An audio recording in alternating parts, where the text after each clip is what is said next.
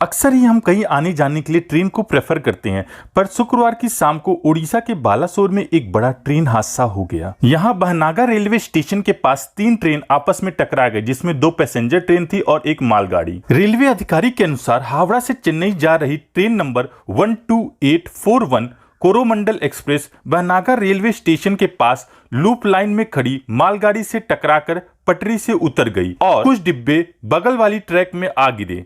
4 से 5 मिनट के अंदर दूसरी तरफ से Yesvantpur Howrah superfast train number 12864 इन डिब्बों से आकर टकरा गई और कोई कुछ समझ पाता उससे पहले ये भयंकर ट्रेन हादसा हो गया। मौके पे NDRF, national disaster response force की, वायुसेना, थल सेना और राज्य के SDRF, state disaster response force की अलग अलग टीमें साथ मिलकर राहत और बचाव कार्य में लगी रहीं। इस हादसे में अब तक 288 यात्रियों की मौत हो चुकी है और 1100 से भी अधिक घायल बताए जा रहे हैं। घायलों को नजदीकी सरकारी अस्पताल कटक चिकित्सा महाविद्यालय में भर्ती कराया गया है और जो ज्यादा गंभीर थे उनका भुवनेश्वर एम्स में इलाज कराया जा रहा है। केंद्रीय स्वास्थ्य मंत्री मनसुख मांडविया ने सरकारी अस्पताल में जाकर चिकित्सीय सहायता की जानकारी ली और बताया कि भारतीय वायुसेना का एक विशेष विमान से दिल्ली एम्स के डॉक्टर का दल दवाइयां और अन्य उपकरण लेकर भुवनेश्वर पहुंचेगा।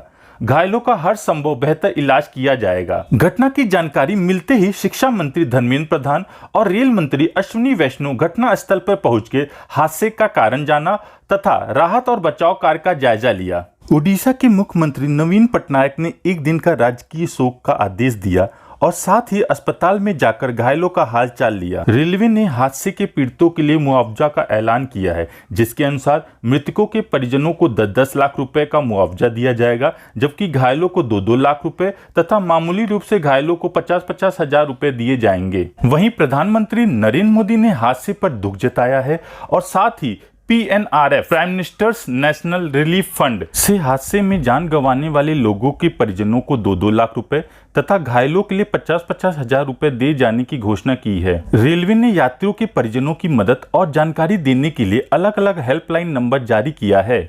इस दुर्घटना के कारण कई ट्रेनों को रद्द कर दिया गया तथा कुछ ट्रेनों के रूट को डाइवर्ट कर दिया गया है। प्रधानमंत्री नरेंद्र मोदी ने दिल्ली में एक हाई लेवल मीटिंग की, जिसमें गृह मंत्री अमित शाह और दूसरे अधिकारी उपस्थित थे, जहां उन्होंने पूरी घटना की जानकारी पीएम मोदी को दी। इसके बाद शनिवार को प्रधानमंत्री नरेंद्र मोदी बालासोर पहुंचे।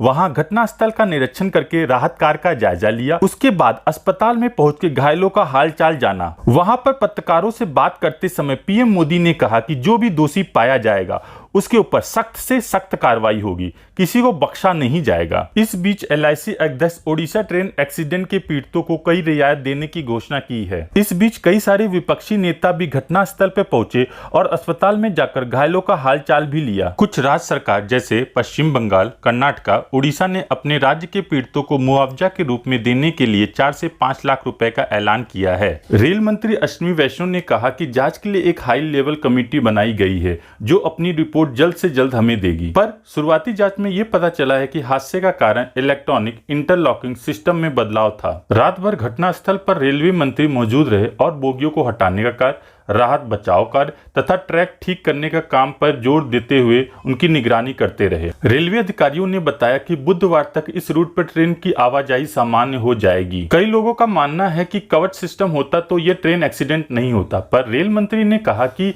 इस हादसे का कवच सिस्टम से किसी प्रकार का कोई संबंध नहीं है। ऐसे ही न्यूज इन्फॉर्मेशन के लिए पेपर दर्शक से जुड़े रहिए। धन्यवाद।